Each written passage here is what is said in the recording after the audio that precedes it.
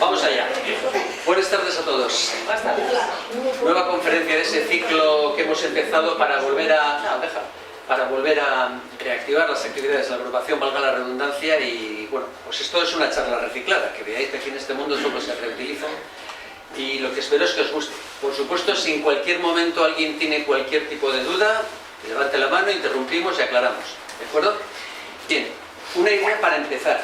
Espero no largarme más allá de una hora. Lo que no voy a hacer es meterme en todas las cuestiones que tienen que ver con constelaciones, organización del cielo, etc. Eso, en principio, corresponde a otro tema. De lo que voy a hablar aquí hoy es de la física de las estrellas. Es decir, cuando estamos viendo estrellas en el cielo, como esta que veis en la imagen de entrada, nos surgen un montón de preguntas en cuanto tenemos un poquito de, digamos, curiosidad, ¿no? ¿Qué son las estrellas? Esas lucecitas que vemos en el cielo, ¿de qué están hechas? ¿Están muy calientes? ¿Están frías? ¿Están lejos? ¿Están cerca? Eso de cerca y lejos, ¿cuánto? ¿Mucho? ¿Poco? ¿Son antiguas? ¿Han nacido un año antes de que yo nazca o llevan ahí mucho tiempo? Todo ese tipo de dudas nos asaltan. Y lo que vamos a intentar en esta charla es solucionar eso. Darle por lo menos un barniz de conocimiento para que esas dudas tengan ya un lugar que ocupar en nuestra cabeza. Bien, bueno, pues empecemos. Ya sabéis que la ciencia se construye midiendo. Todo hay que conocerlo, pero de primera mano, no por oídas, sino midiendo y comprobando que las teorías que se nos ocurren cuadran con los resultados experimentales que podemos medir. Porque si no cuadran, es que las ideas, por bonitas que sean, no funcionan bien y hay que buscar otra cosa. Y esto, en el mundo de las estrellas, va de muy atrás. Una cosa es saber que están las estrellas en el cielo y otra es molestarte en anotar dónde están en el cielo, a qué hora salen, a qué hora se ponen. Todo eso empezó a hacerlo antes de Cristo, aproximadamente 200 años antes de Cristo, Hiparco de Nicea. Hizo un catálogo con todas sus coordenadas, con toda su posición en el cielo, de unas 1000 estrellas. Recordad que en aquella época no había calculadoras, no había móviles, no había ordenadores, no había bolígrafos y había que escribir con los medios de la época. Así que anotar todos los datos sin instrumentación óptica de 1000 estrellas tiene mucho mérito. Bueno, pues como ya resultó desde aquella época bastante provechoso, lo que hemos hecho es continuar en esa estela, pero utilizando técnicas más modernas. Entonces la misión Hiparco, lanzada por la Agencia Espacial Europea a finales de los años 90, consiguió medir con enorme precisión en el cielo, utilizando técnicas interferométricas extremadamente precisas, la posición de 100.000 estrellas, con un grado de precisión que desde aquí, desde la Tierra, es imposible alcanzar. Solo se puede alcanzar desde el espacio. Además, pudo medir velocidades de las estrellas, con lo cual empezó a darnos una visión tridimensional de las mismas. La cosa fue tan exitosa que, una vez más, lo que hemos hecho ha sido mejorar esa idea. Con la misión Gaia, también de la Agencia Espacial Europea. Funcionó entre 2013 y 2018, ahí tenéis una imagen de la nave Gaia, y lo que hacía era, girando en el espacio, tenía dos telescopios formando una especie de V en posiciones diametralmente opuestas, y en su giro lo que hacían estos telescopios era recorrer el cielo tomando las imágenes de las estrellas. Se proyectaban sobre un plano focal donde había un montón de detectores, estaba todo organizado para que la luz de las estrellas fuera desfilando de detector en detector, pasando siempre por la misma fila, a la vez que las cargas se iban transfiriendo de posición a posición, y lo que estaba haciendo en realidad era acumular la luz, como si fueran un sensor gigante. Bien, esto fue sorprendente. Los resultados de esta misión, fijaros que alcanzan a 1000 millones de estrellas. En este mapa de nuestra galaxia, es un mapa artístico, no podemos ver nuestra galaxia desde fuera, está señalado el área que ha sido explorada por esta misión. Aquí es donde está nuestro sistema solar, y los diferentes colores lo que están indicando es de cuántos datos se dispone, obtenidos por esta misión, en el entorno de nuestra galaxia. Recordad que la Vía Láctea, nuestra galaxia, tiene del orden de 100.000 millones de estrellas, así que tener datos de 1000 millones quiere decir que hemos sido capaces de explorar el 1% de las estrellas de nuestra galaxia. Y es una cifra monstruosa. Nuestra galaxia es una estructura bastante estrecha, es muy fina, ¿no?, como toda galaxia, así que recordad que ese grueso de esas estrellas van a estar en el disco de la galaxia. En direcciones que se salgan en perpendicular hay pocas estrellas, porque es que no las hay.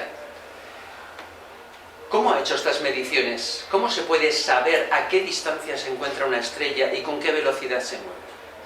Bueno, utilizamos una técnica que en la vida diaria todos conocéis, que es el asunto de la perspectiva. Si yo cierro un ojo y pongo un dedo tapando la cara de uno de vosotros, y ahora cierro ese ojo y miro con el otro, ahora mi dedo ya no tapa esa cara. Ha cambiado el ángulo, ha cambiado la perspectiva. Esa es exactamente la técnica que se sigue en estas misiones. Básicamente lo que tenemos es que desde un cierto lugar, donde esté la Tierra en un cierto momento, o el vehículo que está en órbita en torno a ella, observamos una estrella, pero estrellas las hay más cercanas y las hay más lejanas, como mi dedo y la cara de quien esté ahí delante. Así que lo que vemos es que respecto de las estrellas más lejanas, las que están al fondo, la estrella que está más cerca parece haberse movido. Como la Tierra está continuamente dando vueltas en torno al Sol, también la posición de esa estrella respecto de las de fondo se mueve.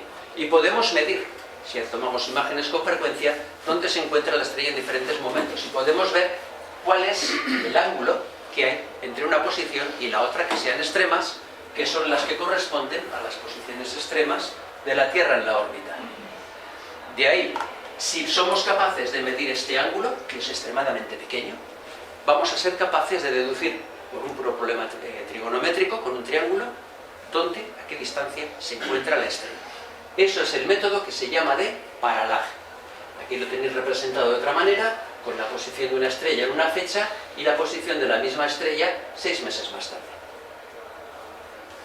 Bueno, concepto, dime. ¿Hasta qué distancia se puede utilizar ese método? Depende de lo fino que seas midiendo el ángulo. Y el procedimiento ha sido tan provechoso en la misión Gaia porque con esos procedimientos interferométricos ha conseguido medir ángulos increíblemente pequeños, cosa que es absolutamente imposible desde el suelo por la presencia de la atmósfera. Conceptos que se manejan con frecuencia, que creo que ya conoceréis, pero por si acaso los he puesto aquí, para medir distancias de estrellas, distancias estelares, lo que manejamos normalmente es el año luz.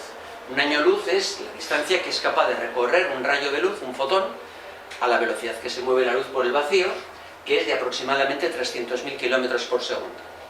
Bueno, si hacéis la cuenta con los segundos que tiene un año, 365,25 días, por 24 horas, por 60 minutos, por 60 segundos, os queda este numerito tan mono. 9,46 por 10 elevado a 15 metros.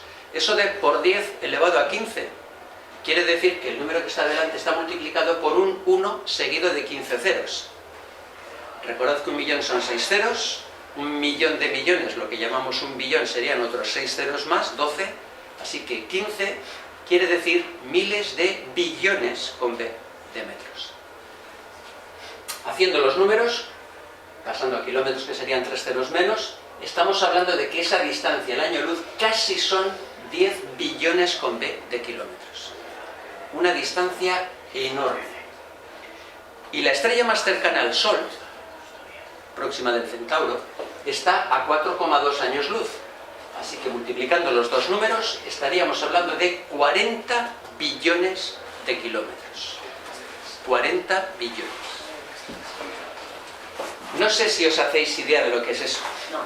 Habréis visto alguna vez el típico dibujo del sistema solar con el Sol, con los planetas, y os ponen no está a escala y los ponen lejos, porque hay bastante distancia. El Sol tiene un diámetro de 1,4 millones de kilómetros, la Tierra está a 150 millones de kilómetros, números redondos. Eso quiere decir que hay que poner muchos soles uno detrás de otro para llegar a ocupar ese sitio que hay entre el Sol y nosotros. ¿Cómo cuántos habría que poner? Si es 1,4, que son 150, pues más de 100 soles, ¿no? 100 poco, 110, por ejemplo, una cosa así. Vale, si hacemos eso mismo con el Sol hasta la estrella más cercana, tendríamos que poner 28,4 millones de soles tocándose para rellenar el hueco. Es que es una distancia monstruosa. Acordároslo, acordaros de ese detalle la próxima vez que veáis en Star Wars que salen en una nave espacial y 10 minutos más tarde están aterrizando en un planeta a tomar unos cacharrillos. Bueno, así que entonces, resumiendo todo esto, recordad que el universo está formado por objetos materiales La materia está formada por átomos y a su vez los átomos están enormemente vacíos. El átomo más sencillo, el átomo de hidrógeno, solo tiene un protón, una partícula positiva que hace de núcleo, y un electrón que da vueltas moviéndose por ahí alrededor. Cuando se encuentra en el orbital más cercano, la situación viene a ser la de un balón de fútbol en el punto central de San Mamés, dispuesto a que le den la patada, y el electrón sería como una de estas pequeñas moscas de la fruta, revoloteando por los últimos asientos del estadio, por allá lejos. Y eso es la posición más cercana de un electrón al núcleo. El resto está vacío, no hay nada. Y eso es lo que forma la materia. O sea, básicamente somos vacío en un universo donde de unos cuerpos a otros hay unas distancias monstruosas. Así que, como dice esa transparencia, el universo realmente está muy vacío. Penséis lo que penséis. Otra unidad que se maneja mucho en astronomía es el parsec. Parsec, que son iniciales de paralaje de un segundo. Tiene que ver con ese ángulo que decíamos antes al estudiar las distancias por paralaje. Cuando ese ángulo tan pequeñito es la 60ava parte de la 60ava parte de un grado, eso es un segundo de arco, eso, la distancia a la que el ángulo que verías que correspondería a esa estrella es esa, entonces esa distancia es exactamente un parsec. Y eso vale 3,26 años luz. A nivel de aficionado no se suele utilizar mucho el parsec, suena técnico y raro y los aficionados normalmente manejamos el año luz y punto. Pero en ciencias se usa mucho. Ya veis que la equivalencia no es complicada, así que... bueno, sigamos. Echamos un vistazo al cielo, vemos estrellas. Qué bonito el cielo, hoy no hay niebla, qué bien, tampoco hay nubes, qué bien, se ve algo. Vale. ¿Qué vemos cuando miramos el cielo? Vemos estrellas. De hecho, quienes conocen el cielo, esta imagen tendría que haberles chirriado rápidamente, porque Orión está boca abajo. Es una imagen obtenida en el hemisferio sur. ¿De acuerdo? Ver el cielo desde el hemisferio sur, ellos ven el mismo cielo que nosotros, pero respecto de nosotros lo están viendo cabeza abajo. Así que ven las cosas invertidas. Bien, esto que veis aquí me parece recordar que era Venus, y vemos aquí las Pléyades, por aquí Aldebarán, las Híades, aquí está la cintura de Orión, la nebulosa de Orión, aquí tenéis Antares, Rigel, Sirio estaría un poquito más allá. Bueno, ¿notáis algo? Hay una cosa que es evidente. Las estrellas en general parecen lucecitas mortecinas que parecen puntitos de luz sin más. Pero aquí ya estamos viendo en esta imagen que todas las estrellas no tienen el mismo color. Las estrellas tienen un color y tienen un brillo. Hay estrellas más brillantes y hay estrellas menos brillantes. Vamos por partes. El brillo, según lo vemos, es lo que se llama brillo aparente. Cuidado con esa idea de brillo. Una bombilla también da luz, ¿verdad? Pero una bombilla y otra, que una veamos que da más luz que la otra, no necesariamente quiere decir que realmente emita más luz. Porque si tengo una bombilla aquí en la habitación y otra está en la casa de enfrente, la que está más lejos la voy a ver más débil, emitiendo menos luz, aparentemente, que la que está aquí. Así que hay que tener cuidado con la percepción del brillo, porque la distancia me la puede jugar. Cuando hablamos de aparente, lo que estamos hablando es de lo que veo. Y eso puede estar afectado por la distancia. Vale. Los griegos, allí en la antigua Grecia, ya estudiaban las estrellas, estudiaban lo que veían y se preocuparon de clasificarlas por el brillo que aparentaban tener. E inventaron una escala, a ojímetro, sin ningún tipo de instrumento, a la que llamaron magnitud.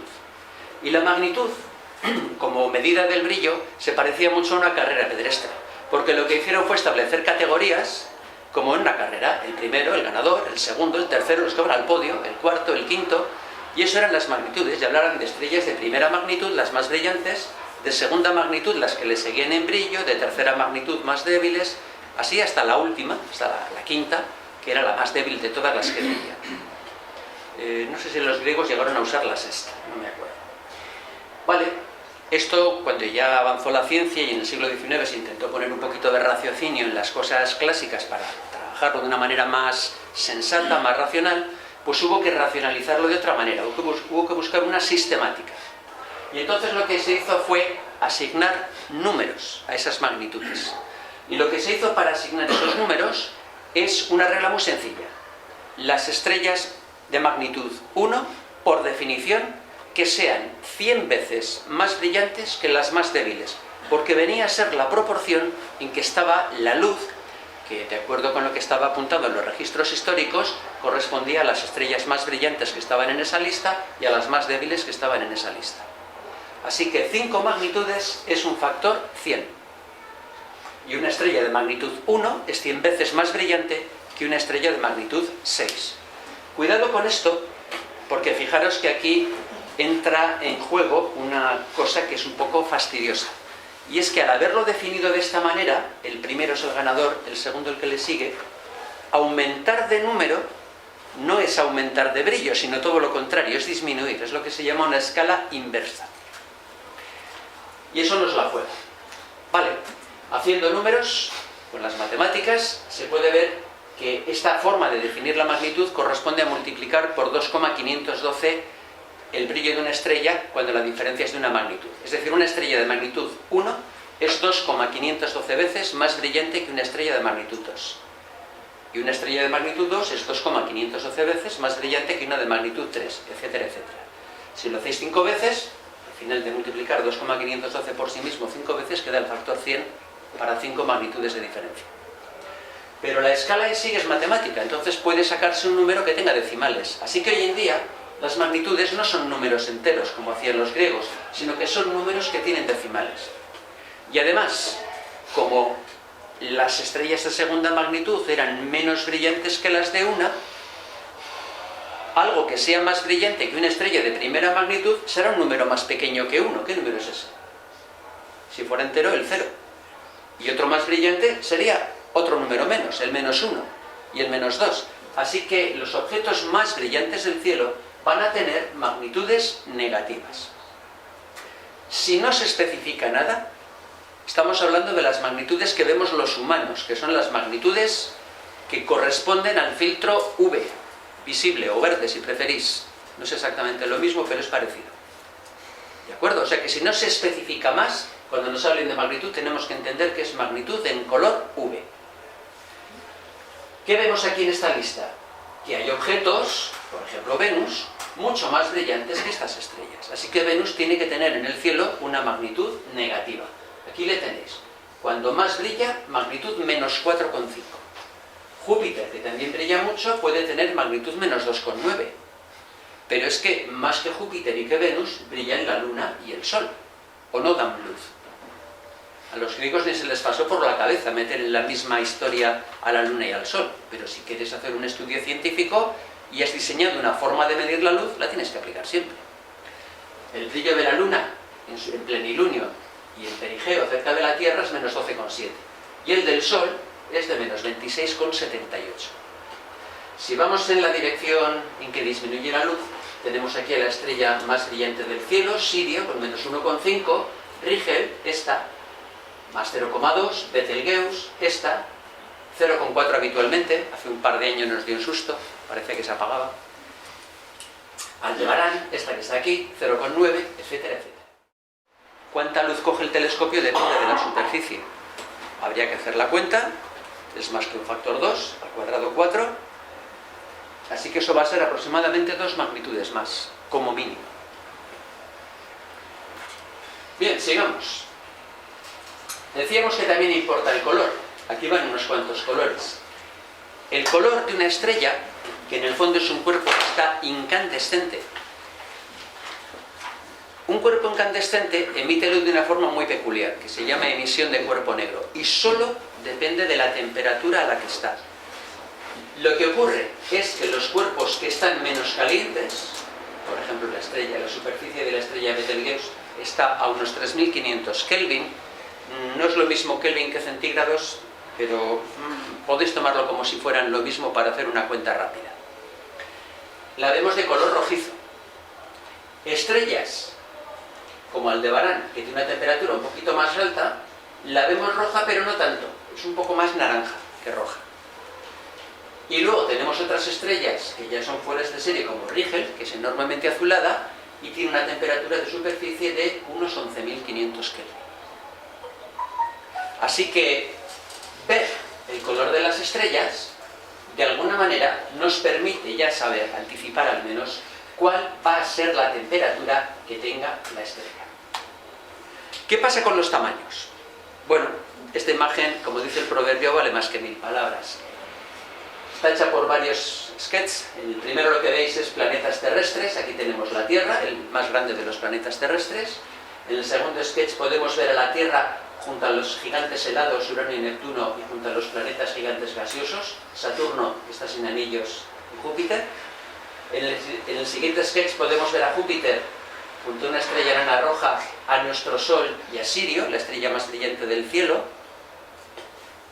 Es la más brillante del cielo porque es grande, porque es blanca azulada y porque está a solo 8 años luz. Lo de la bombilla otra vez, está muy cerca del Sol. Por eso la vemos la más brillante del cielo.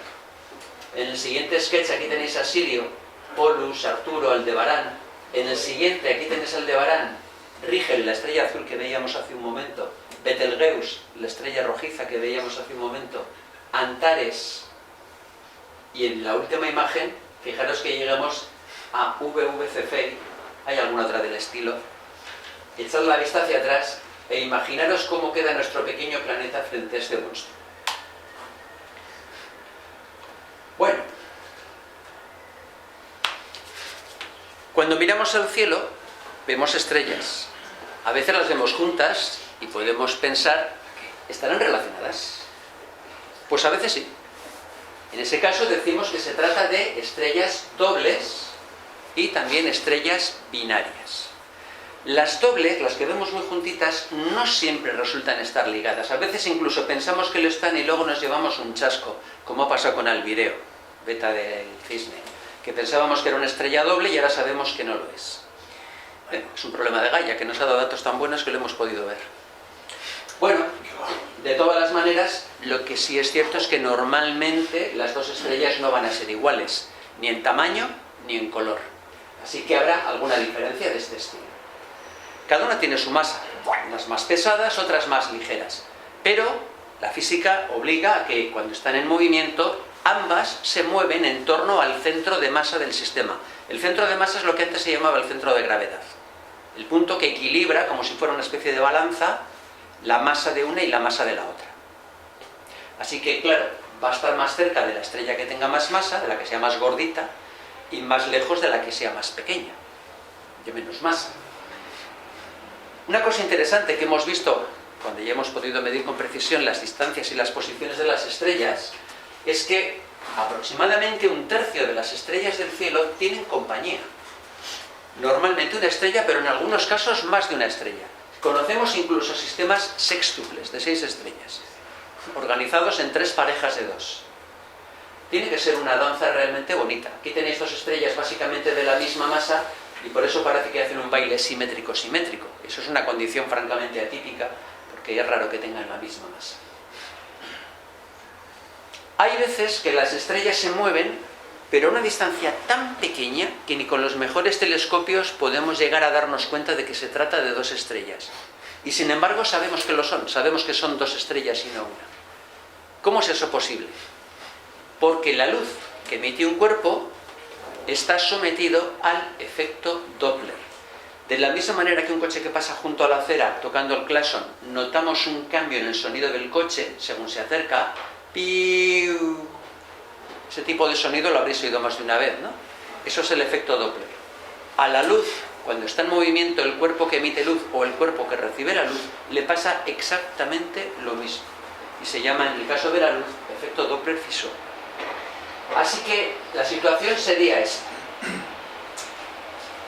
Todo cuerpo que emite luz, si no es una sustancia absolutamente sólida, incandescente, si tiene algo gaseoso, va a tener partículas en ese gas que van a ser capaces de emitir luz como emiten los gases. Y los gases se emiten formando una serie de líneas. Si solo es un cuerpo incandescente, la luz que emite es parecida a la del arco iris. Predominará más el color rojo, predominará más el color azul. Eso depende de la temperatura, por eso las estrellas cambian de color, según la temperatura que tengan.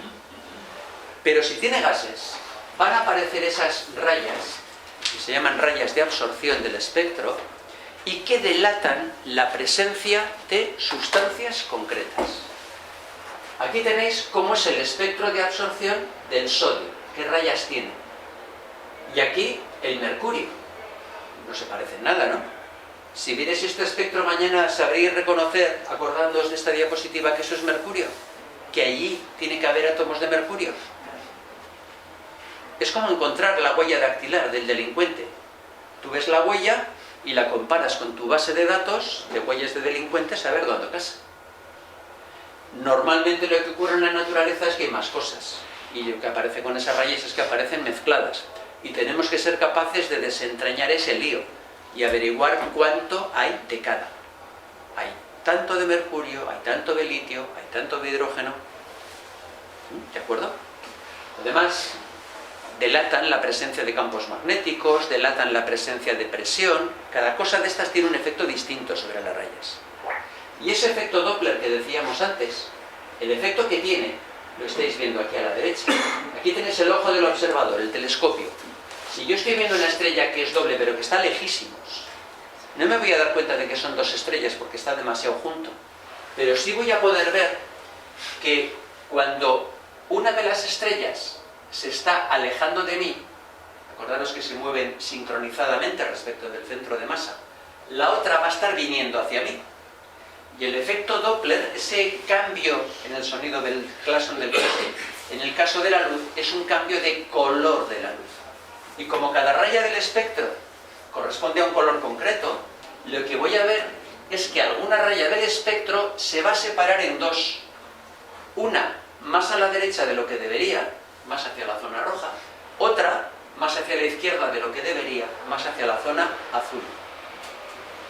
Y como se están moviendo continuamente, este cambio es periódico. Yo voy a ver en el espectro cómo las rayas espectrales siguen una especie de baile. Con solo medir el tiempo que tarda en repetirse, voy a saber el tiempo que tardan estas dos estrellas en dar una vuelta en torno a la otra.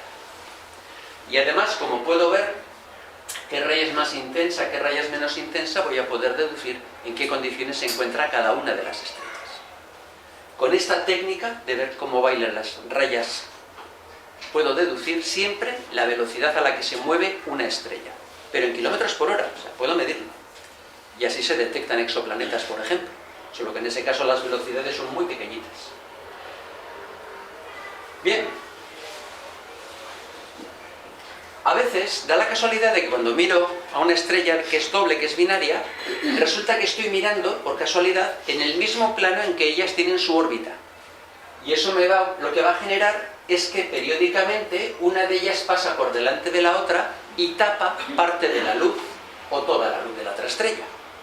Si tengo un aparato que mida la luz, un fotómetro, voy a poder ver cómo, como veis en esta gráfica, la luz de cuando veo las dos estrellas disminuye cuando la más brillante es tapada y disminuye menos cuando la que es menos brillante es tapada. Y voy a poder deducir, otra vez, con qué periodo se mueven esas estrellas, qué tamaños, qué proporciones de tamaños hay entre ellas, qué temperaturas tienen, etcétera, etcétera. A la derecha tenéis la secuencia de eventos y aquí la gráfica que sigue la luz de cómo disminuye o cómo aumenta con el tiempo. Todo eso. Así que como veis, cantidades de información realmente apreciables se pueden obtener de este tipo de fenómenos. Antes os he dicho que las estrellas tienen diferente color y que eso depende de la temperatura. ¿Por qué? Porque nuestro ojo solo ve cierta gama de colores, lo que es los colores que vemos en el arco iris, que son los que van del violeta al rojo oscuro. Y sin embargo, con esa emisión de cuerpo negro que tienen los cuerpos que están calientes, la cantidad de cada uno de los colores cambia dependiendo de a qué temperatura esté el objeto que emite luz. Aquí arriba vais viendo la temperatura, y esto es el color que tendría el objeto que tenga esa temperatura según yo lo vería. Y abajo, el cómo están distribuidos los colores. Ahora vais a ver el sol. Ahora, estos serían los colores que emite el sol y lo que nosotros vemos. El que mejor vemos, el color verde que tienen los chalecos de carretera y las ambulancias, que es el que está en el pico. Pero si la temperatura de la estrella es muy baja, hay mucho rojo pero no hay azul. Y cuando la temperatura de la estrella es muy alta, hay mucho azul pero hay poco rojo. Sin embargo, los colores están todos. Lo cual quiere decir, nosotros cuando vemos todos los colores, ¿cómo llamamos a ese color? Blanco. Siempre los colores de las estrellas son blanco al que se le suma otro color. O sea que nunca son colores muy puros, siempre son colores blanquecinos. Se dice que están poco saturados. Si cuando decimos es una estrella roja, es una exageración. Es una estrella blanco-rojiza. Lo mismo con las estrellas azules. Aquí tenéis algunas de las estrellas más famosas del cielo, con los colores típicos y sus temperaturas. Por cierto, siempre decimos que el Sol es una estrella amarilla. Eso es mentira, literalmente. El Sol no es una estrella amarilla. ¿Cómo lo sé? Veréis. Decíamos antes que la ciencia se construye haciendo experiencias, ¿verdad? Si el Sol fuese una estrella amarilla, ¿de qué color sería la luz que emitiría? Amarilla principalmente, ¿no? Eso es así. Veamos. Un papel blanco, ¿por qué le llamamos blanco? Porque no tiene ningún color en particular, porque refleja por igual todos los colores. Si yo cojo una hoja de papel en blanco, salgo a la calle y la pongo al sol, ¿de qué color veo la hoja? Blanco. Luego entonces vuelvo a la pregunta, ¿de qué color es el sol? Blanco. Es decir, la evolución ha hecho que nuestros ojos, a ese conjunto de colores de la luz del sol, lo llamemos blanco. ¿Entendido? Y eso permite explicar por qué jamás podremos ver una estrella verde en el cielo. ¿Recordáis lo que hemos visto del espectro? Hemos dicho, cuando está esto en 6000, ahora ahí está el máximo, en el verde. En función de que la temperatura sea más alta o más baja, predomina el lado azul si es alta, predomina el lado rojo si es verde. Pero no puede predominar el lado verde porque es donde ya está el máximo, la luz del sol. Así que nunca puede haber una estrella que tenga más verde. ¿Entendido? Así que nunca vais a ver una estrella verde en el cielo. Bueno, la estrella más cercana ya la conocéis. Sale por las mañanas, se pone por las tardes y durante mucho tiempo la gente ha creído que era la que daba vueltas en torno a la Tierra. Ya sabéis que eso no es así y tiene una estructura bastante complicada. Pero no quiero entrar en detalles, esto es tema para otra charla. Y ahí tienes un esquema muy bonito de cómo es por dentro. Es de la estrella que más sabemos, por supuesto. Y todo el conocimiento que tenemos de otras estrellas pasa por entender bien cómo funciona la nuestra, que es una caja de sorpresas permanente. Pero también es cierto que cuanto con más detalle miras, más cosas ves. Así que conocemos mucho más del Sol que de otras estrellas simplemente por el hecho de que está mucho más cerca de nosotros que otras estrellas. Pero esto merecería tema aparte, otro día, así que lo vamos a dejar ahí. Y vamos a ir a la parte general de las demás estrellas. ¿Cómo nacen las estrellas? Las estrellas nacen en el cosmos a partir de nubes de gas y polvo como estas tan famosas, fotografiadas por el telescopio espacial, que fue esta imagen tan mítica que fue llamada los pilares de la creación. Le pusieron ese nombre porque realmente es ahí donde nacen las estrellas. Y es en torno a las estrellas donde nacen los planetas. Y es de esos planetas donde en un cierto momento ha aparecido la vida en la Tierra y en última instancia hemos aparecido nosotros. Suponemos que en otros lugares del cosmos estará pasando exactamente lo mismo e intuimos que debería ser igualmente probable que surja vida en otros lugares. Pero acordaros de que la ciencia se basa en pruebas y solo tenemos pruebas de que haya vida en un sitio, que es aquí. Y mira que nos empeñamos en estropearlo. Pero solo tenemos pruebas de un caso. Lo otro son deseos. ¿De acuerdo? Se forma una estrella.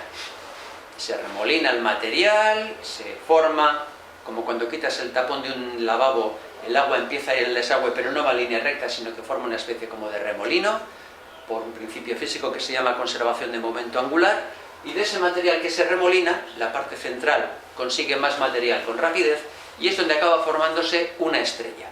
Y de lo que queda más lejos, que llega más tarde, es de lo que llegan a formarse planetas. Vale, se forma una estrella. Aquí tienes una estrella. ¿Qué es una estrella entonces? Básicamente una bola de gas. Y diréis, no, no puede ser. Yo ya sé lo que es el gas. Un gas puede ser el aire y el aire no forma bolas. Bueno, es una forma de decirlo, pero La verdad es que lo que forma la bola no es en sí el gas, sino la atracción gravitatoria de ese gas. Y la atracción gravitatoria solo depende de cuánto hay, cuántos kilos de gas pones.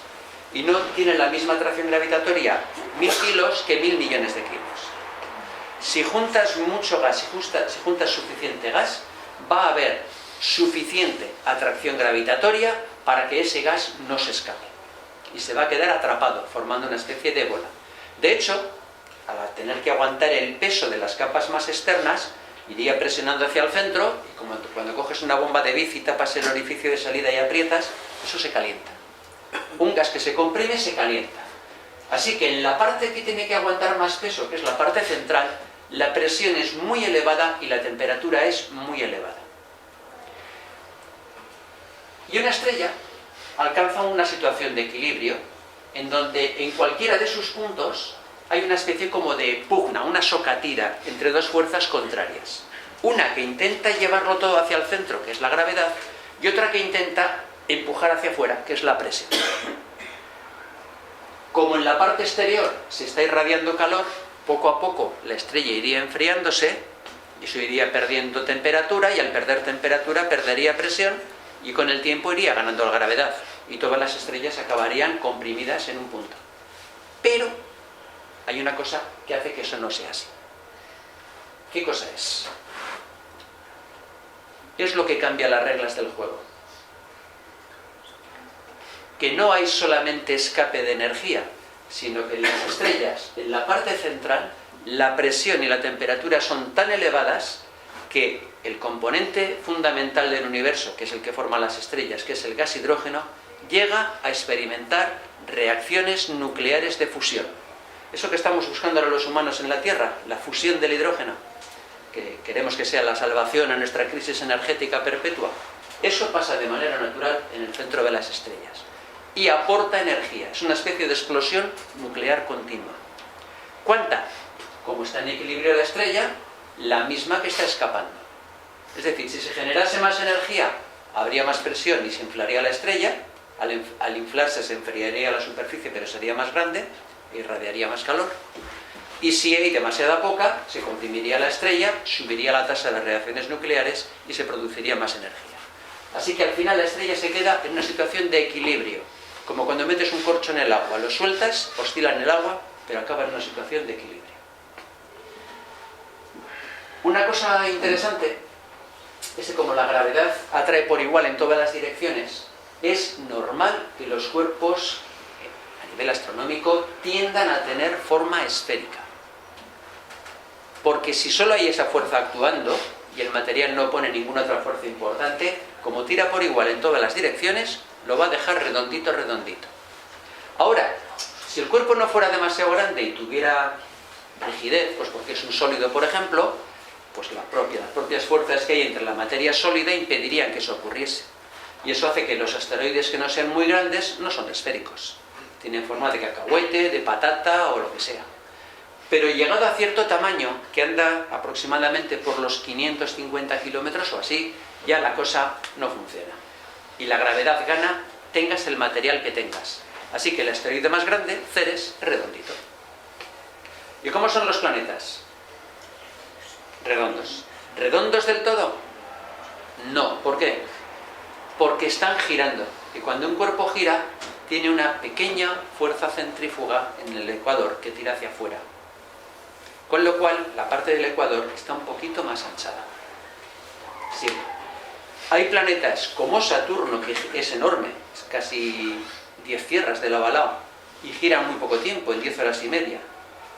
Gira tan deprisa que está claramente deformado. Cuando veis una foto de Saturno en donde no se ven los anillos, lo cual ocurre 2 veces por cada año de Saturno, o sea, cada 15 años aproximadamente, cuando ves una foto de Saturno de canto, es muy evidente que Saturno es muy ovalado. Júpiter, algo, pero Saturno es descarado. Bueno, en cuestiones de estrellas, aquí la clave de lo que pase va a ser cuánta masa, cuánto material tiene la estrella.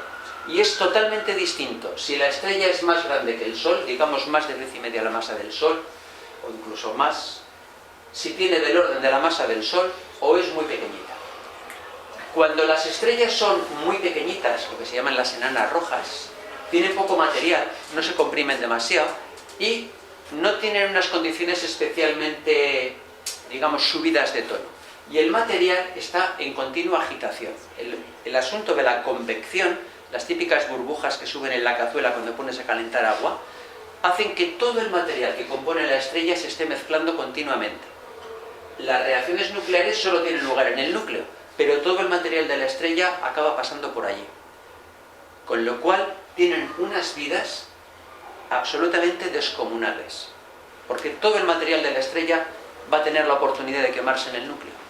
Eso no pasa en estrellas más grandes, como por ejemplo el Sol, o más grandes aún.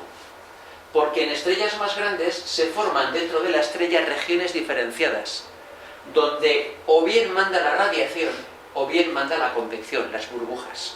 En nuestro Sol, la parte central, donde está el núcleo, donde se producen las reacciones nucleares, allí no hay convección. Y como no hay convección, ese material no se mezcla.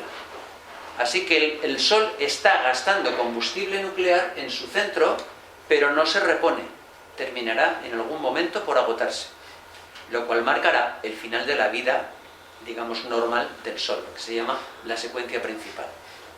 Y en estrellas más grandes, pues todavía el fenómeno es más raro, porque resulta que en las condiciones brutales de generación de energía que tienen, la parte central es la que está en convección y es la parte de fuera la que se deshace de la energía como puede, dejándola pasar a toda pastilla. Tienen las zonas radiativas por el exterior. Esto al final conduce a que este tipo de estrellas generen la energía mucho más deprisa que estrellas de masa parecida al Sol, con lo cual se les agota rápidamente el combustible. Luego veremos lo que les pasa, pero termina la cosa bastante mal para ellas. Y pronto, como decían los rockeros, vive intensamente y deja pronto un cadáver bonito. Es lo que les pasa a estas estrellas. Bueno, la forma de generar energía en el Sol utiliza un ciclo que se llama, bueno, no es un ciclo, es la cadena protón-protón. Aquí tienes su gráfica de eficiencia, aquí tienes a nuestro Sol, y nos marca esa gráfica que en el centro del Sol la temperatura debe alcanzar unos 15 millones de grados. Hay otro ciclo en funcionamiento que se llama el ciclo CNO, ciclo del carbono, aquí lo tenéis, pero en el Sol está presente, pero es muy residual, esta escala es logarítmica, es decir, no es que sea un poquito menos, es del orden del 3% del total, o sea que prácticamente el grueso de la energía del Sol viene de la cadena protón-protón. Sin embargo, fijaros que para estrellas más grandes, aquí a partir de aproximadamente 2 veces la masa del Sol, la situación se invierte. Y lo que es más eficiente es producir energía con el ciclo CNO. Así que las estrellas más grandes que el Sol están emitiendo el grueso de su energía por el ciclo CNO. Y como la escala es logarítmica, no es que estén emitiendo un poquito más que energía del Sol, sino que es a raudales, miles de veces más. Un detalle importante. Recordad que estamos hablando de energías obtenidas por fusión, por reacciones nucleares. No sé si os hacéis idea de lo eficaz que es eso para producir energía. He puesto aquí este recuadro para comparar. Si tú tienes una cierta cantidad de hidrógeno y lo quemas con oxígeno en un mechero o en los motores de hidrógeno que quieren poner en los coches, etc., eso genera cierta cantidad de energía, ¿correcto? Da calor. Si en lugar de quemarlo con oxígeno, con él producimos reacciones nucleares de fusión, con exactamente la misma cantidad de hidrógeno conseguimos 5,3 millones de veces la misma energía. 5,3 millones de veces más eficaz. Bueno, entonces, ¿no? Lo de buscar reactores de fusión. Bueno, y una cosa interesante es que esas reacciones nucleares que tienen lugar dentro de las estrellas, pues como os he dicho antes, utilizan el gas hidrógeno, que es lo que está presente en 3/4 partes de la materia del universo. Por cierto, la otra cuarta parte es prácticamente helio. El resto de la materia es menos del 1% en total. En el ciclo protón-protón, lo que ocurre es que 4 átomos de hidrógeno tienen una reacción, no la he puesto aquí, pero acaban formando un átomo de helio. Así que, digamos, se va quemando en cada segundo que pasa, en un centro de una estrella como el Sol, en un segundo se queman 600 millones de toneladas de hidrógeno, y con estos procesos de fusión en ese segundo se han convertido en 596 millones de toneladas de helio. Faltan 4 millones de toneladas que en ese segundo se han convertido en energía. Les va a llevar un tiempo del orden de 100.000 años llegar hasta el exterior del Sol, y cuando lleguen al exterior del Sol, a lo que llamamos la fotosfera, van a ser radiados al espacio y van a llegar a nosotros, en otros muchos lugares. Solo que a la Tierra llega en 8 minutos, no en 100.000 años. ¿Vale? El hecho de que ahí en el núcleo vaya quedando helio hace que, si en algún momento llegáramos a comprimir más ese núcleo, subiría más la temperatura y habría la posibilidad de que esos núcleos de helio, a su vez, sufran procesos nucleares. De esa manera podríamos formar berilio 8 y se añade en esa reacción otro átomo de helio, podría llegar a formarse carbono 12. Ese tipo de reacciones en el Sol no van a ocurrir, no tiene suficiente masa para que eso vaya a pasar nunca. Pero en estrellas más grandes que el Sol, por supuesto que ocurre. Y además, con un poco de exageración. Aquí tienes el esquema de lo que sería una estrella gigante, una estrella de mucha masa. Este es un núcleo donde tienen lugar las reacciones nucleares. Pues bien, si la estrella es suficientemente grande y ya con una cierta edad, en ese núcleo no es que se esté quemando hidrógeno, como decíamos antes, sino que hay una capa en la que se está quemando hidrógeno, queda como ceniza el helio, y por debajo, en una capa que está por debajo, que está por lo tanto más comprimida y más caliente, ese helio está sufriendo procesos de fusión de este estilo y está formando carbono, que a su vez, en las reacciones de fusión que experimenta con otros átomos de helio, forma oxígeno en otra capa que está por debajo. Y más abajo se forma neón, y más abajo magnesio. Y tenemos una estructura como una cebolla, con multitud de capas, y en todas ellas hay reacciones nucleares. Lo que sí es cierto es que unas son más rápidas que otras.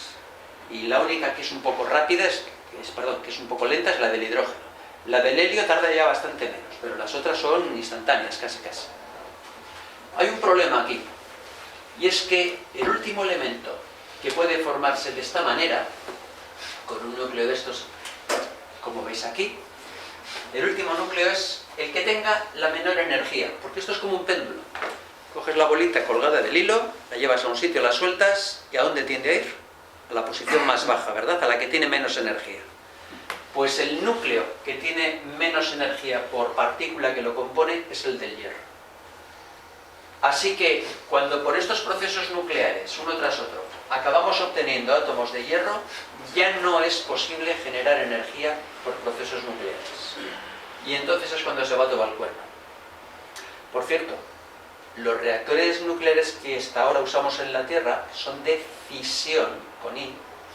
Lo que hacen es venir en esta dirección, de átomos muy pesados como el uranio, en esta dirección. Bajamos por esta cuesta, que tiene muy poquita pendiente. Son procesos no muy eficaces. Fijaros que lo que es realmente eficaz es venir desde el hidrógeno, que es la que tiene una pendiente brutal. En esta tablita que tenéis ahí arriba hay datos muy interesantes. Aparecen los tipos de estrellas, tipos espectrales, digamos las clases. A la derecha tenéis las masas que tienen las estrellas de ese tipo. Nuestro Sol estaría cerca de la G0, es una G5.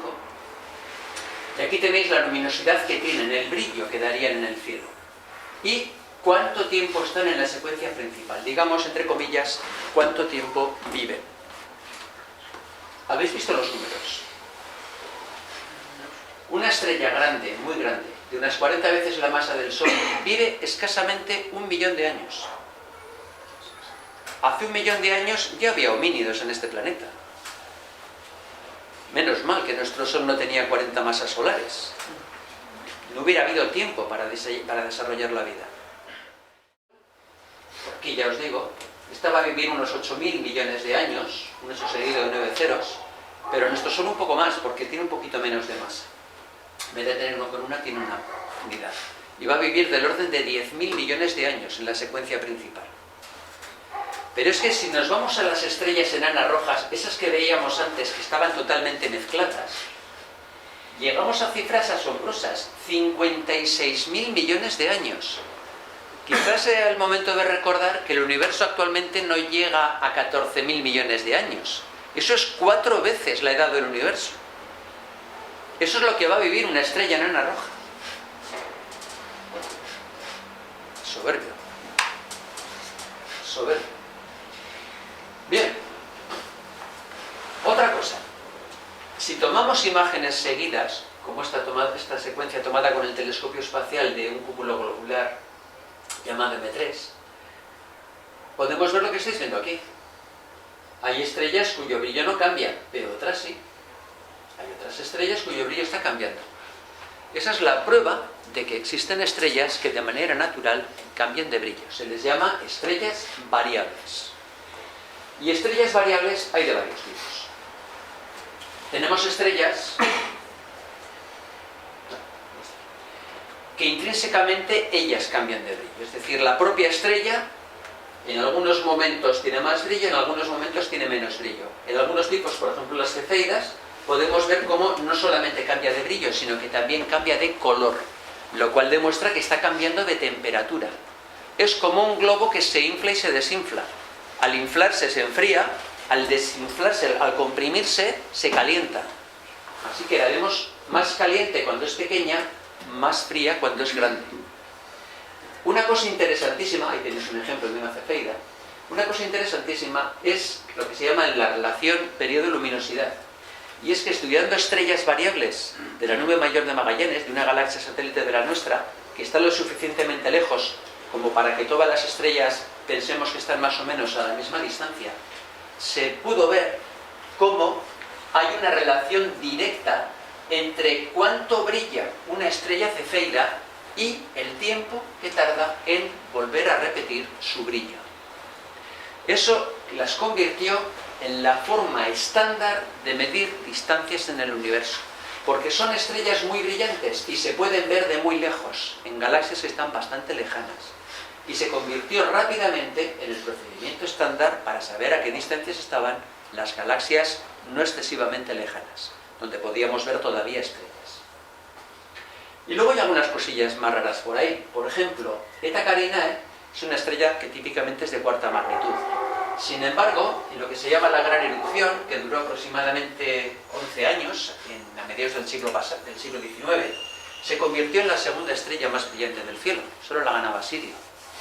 Lo que hemos visto hoy en día con el telescopio espacial es esta estructura que se llama la nebulosa del homúnculo. Y las mediciones que hemos hecho, ¿os acordáis de lo de las líneas espectrales? Nos han puesto de manifiesto que ahí dentro no hay una estrella, sino que hay dos. Lo que nadie sabe es explicar esta estructura que claramente seguro que está relacionada con este evento especialmente luminoso. Modelos recientes, de hace año y medio aproximadamente, han podido explicar esto de una forma realmente original. Pensad que esto es un fenómeno único en el cielo, no se había visto nunca nada parecido. Y ese modelo lo explica bastante bien. Lo que dice es que en origen no era un sistema de 2 estrellas, sino de 3. Y hubo un acercamiento de una a otra, cambió de órbita, y en la nueva órbita una de esas estrellas incidió sobre otra de las estrellas. Y todo este fenómeno de elevada luminosidad y generación de esta nube es una especie como de eructo final cuando esas dos estrellas se fusionaron en una sola más grande. Lo que sí es cierto es que esta estrella es firme candidata para una próxima supernova, y el hecho de que no veamos exactamente de frente estos chorros da un poco de tranquilidad, porque estar de frente a un chorro cósmico no es nada duro.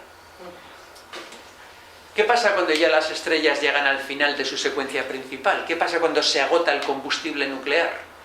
Bueno, depende, como decíamos antes, de la masa que tenga la estrella. Para estrellas del estilo del Sol, el final de una estrella de ese estilo es esto que veis aquí. Las capas más externas son lanzadas al espacio y se queda en el centro digamos el núcleo caliente de lo que fue la estrella antes. Pues esa estructura que se forma es lo que recibe el nombre de nebulosa planetaria. Las hay más redondas, las hay más ovaladas, las hay con forma de reloj de sol, pero, perdón, de reloj de sol no, de reloj de arena. Pero es el final de estrellas con masas parecidas al Sol. Lo que queda, esa ceniza incandescente, le queda un larguísimo periodo, muchos miles de millones de años de ir enfriándose lentamente, y acabará algún día, pues frío, dando vueltas por el universo. Sin embargo, si la estrella tiene más masa, las cosas cambian, porque aparece un fenómeno del que todos habéis oído hablar, que es el fenómeno de las supernovas. Aquí tenéis una junto a esta nube de gas. Ideas interesantes. Cuando el universo nació, en los primeros momentos solo se formaron hidrógeno, helio y un poquitín de litio, pero una miseria. Solamente en ese momento. Nada más. Bueno, la pregunta entonces es, vale, ¿y dónde está el carbono, el oxígeno, el fósforo, el calcio, el hierro, el magnesio, el neón? Todo eso, si no nació con el universo, ¿de dónde ha salido? Lo hemos visto antes. Esos materiales se han sintetizado dentro de estrellas, y sobre todo estrellas grandes. Hasta llegar al hierro, también las estrellas no tan grandes pueden contribuir, pero no los que son más pesados que el hierro. Esos necesariamente se han formado en estrellas que son más grandes y que por lo tanto en un cierto momento experimentan una explosión de supernova.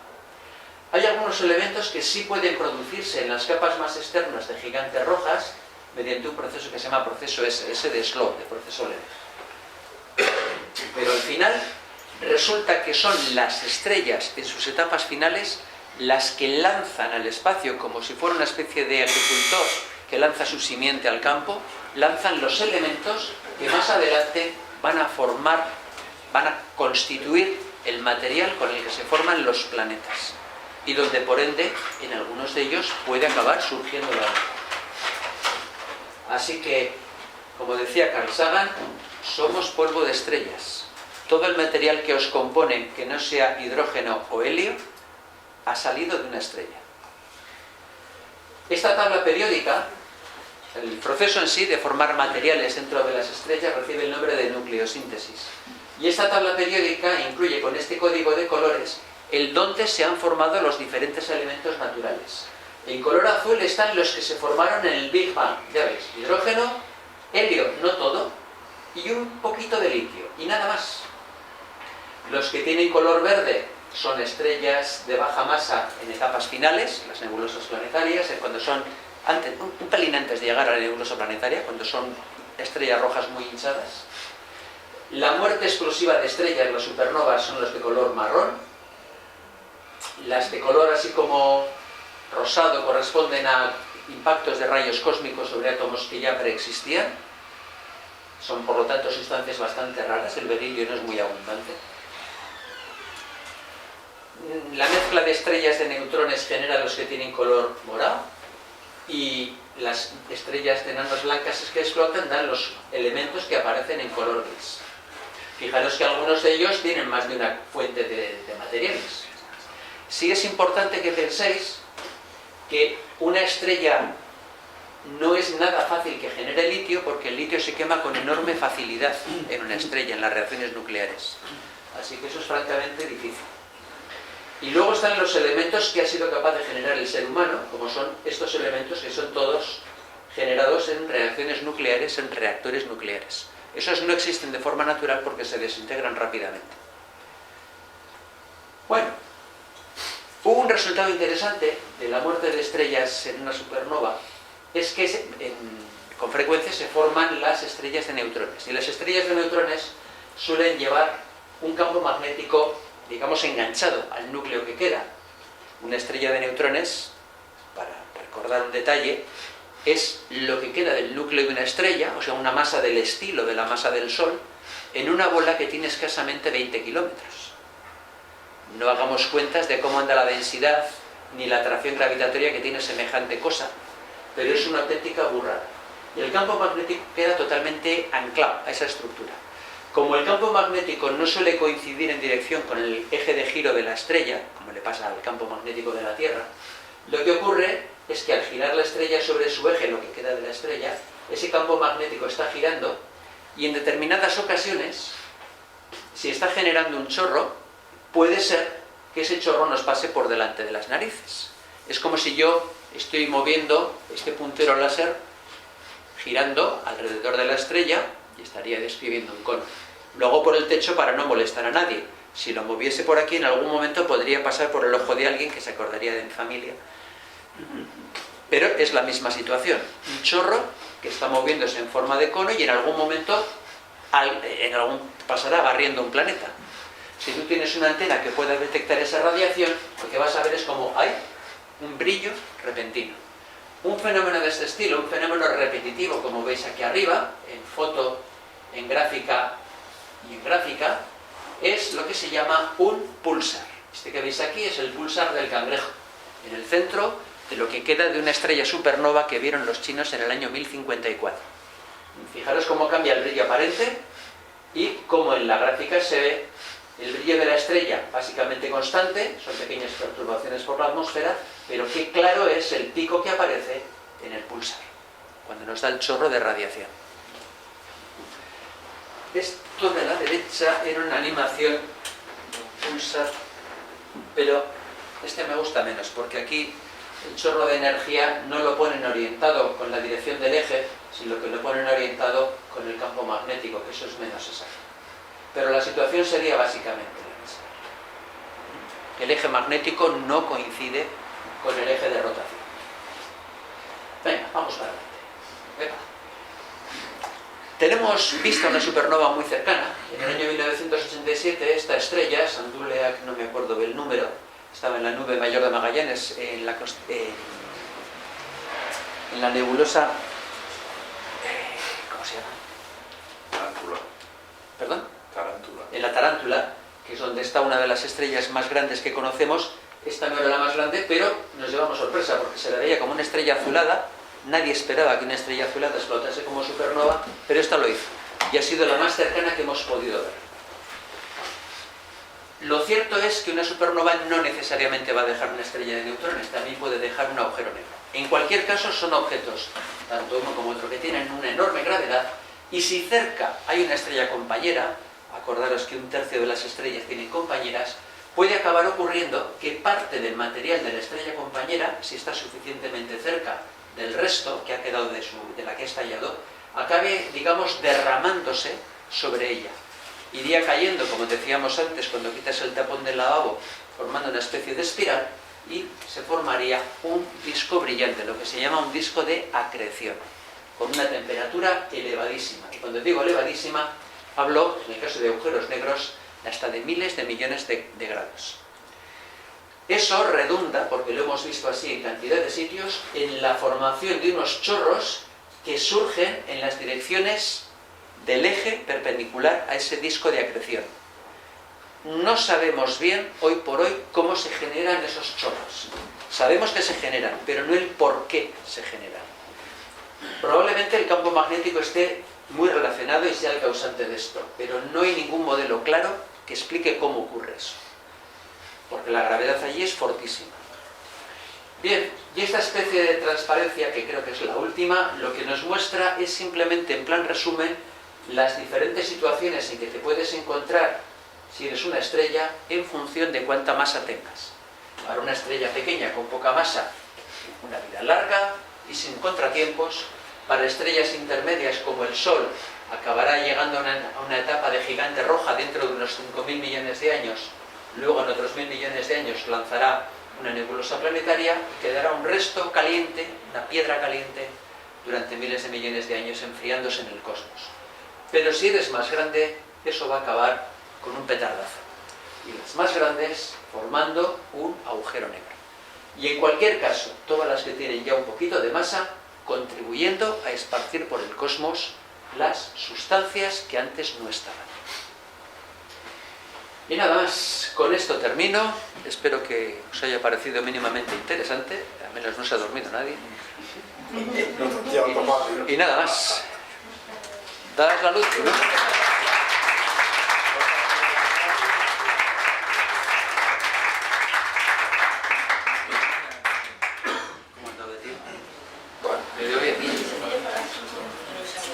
Estaba bien.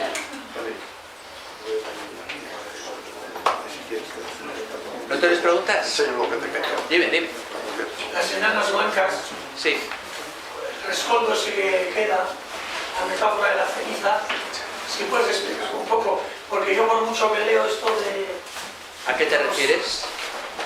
No lo sé, eso me refiero a eso que no sé. O sea, ¿qué es una enana blanca? ¿Qué es una enana blanca? No, ¿qué es? Ya sé lo que es.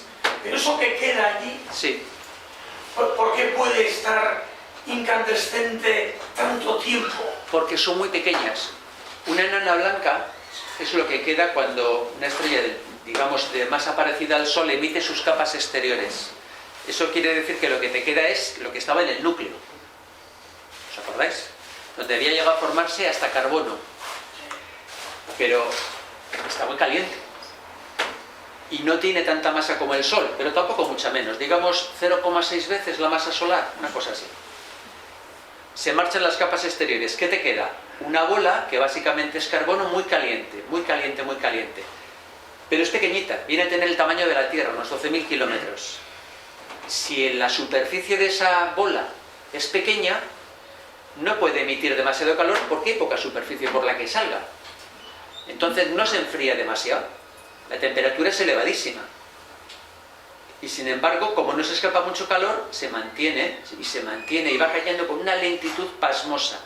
Y ahora se está estudiando además si cuando la temperatura sea suficientemente baja, ese carbono no va a cristalizar, formando un diamante gigantesco, con la masa de una estrella básicamente, y si eso no hará que todavía se enfríe más despacio. Con lo cual, eso puede durar enfriándose, ¿cuánto? ¿Otros 10.000 millones de años? Pues es posible. Lo que pasa es que para entonces no es una estrella utilizable. Ese calor es residual y va a ir menguando.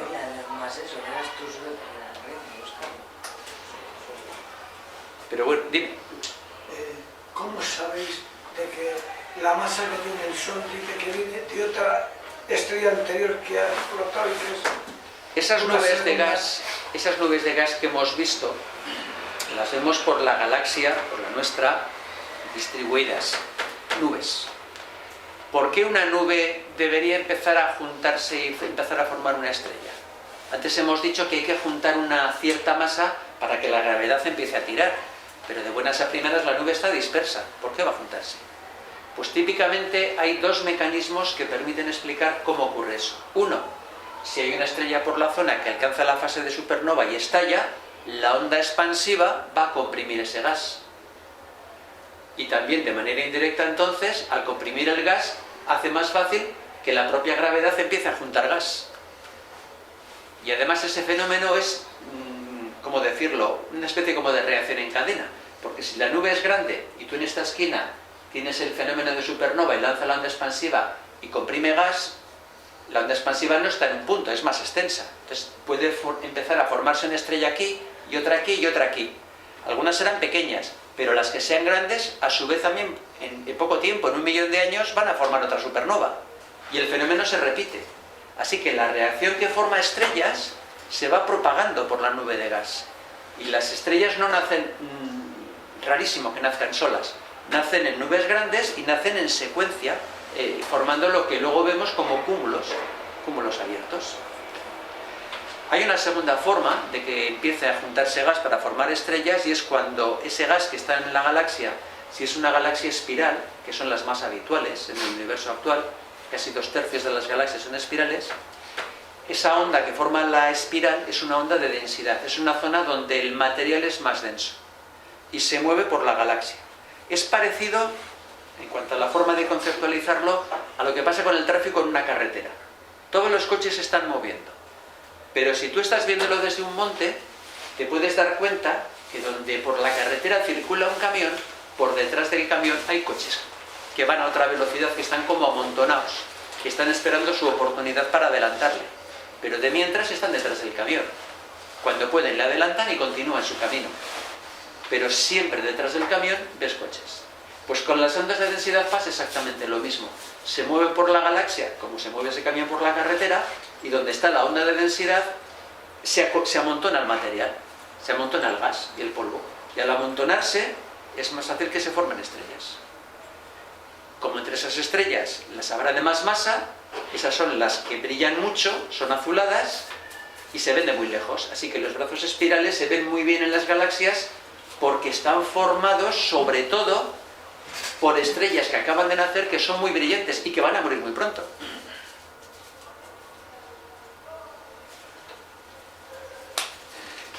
Más. José, ¿en qué proceso nuclear se da el efecto que llaman materia degenerada? Materia degenerada no es un proceso nuclear en sí.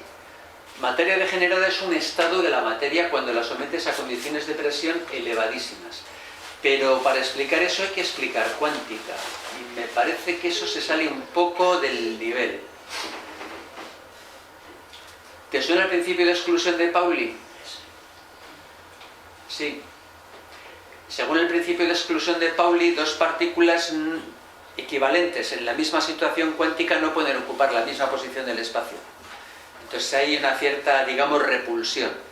Pero si lo fuerzas mucho, la cosa se pone muy cuesta arriba. Y entonces lo que ocurre es que la naturaleza busca una, digamos, forma alternativa de cumplir el principio de exclusión, que es, en lugar de tener dos partículas separadas, combinarlas en una sola. Así ya no hay problema en que esté en un sitio. Y eso es lo que hace la materia cuando la sometes a una compresión brutal. Que protones y electrones se combinan para formar neutrones. Y te encuentras con una estrella de neutrones.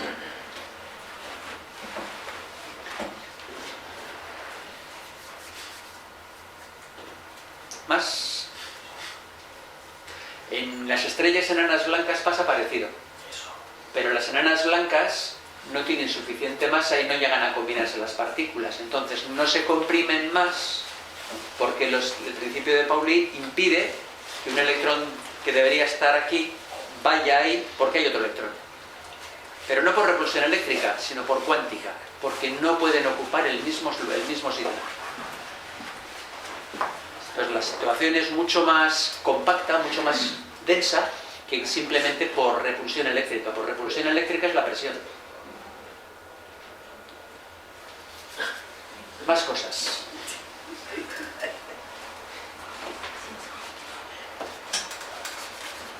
Dime. Pero se me olvida siempre el dato. Júpiter, ¿cuántas veces más grande tiene que ser ¿Para ser una estrella? para arrancar como una... Como una estrella. 70 veces. 70 veces. 70? O sea, no es que tuviera que ser un poquito más grande. No. Tendrías que juntar 70 Júpiteres para que el conjunto de gas empezara a tener reacciones nucleares. Bueno, miento. No es verdad.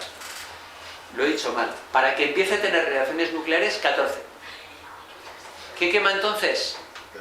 El deuterio y el litio. Los que son fáciles de quemar. Pero para que empiece a quemar hidrógeno, que es lo que realmente es la firma de una estrella, 70. 70 Júpiteres, nada menos. Si solo tienes 14 Júpiteres, durante un tiempo muy breve, digamos 100.000 años, ya sé, me vais a decir que vosotros vivís parecido. Durante un tiempo breve, como 100.000 años, puede quemar el deuterio y puede quemar el tritio que pudiera haber, que no es, raro, es muy raro porque veo muy poco el tritio.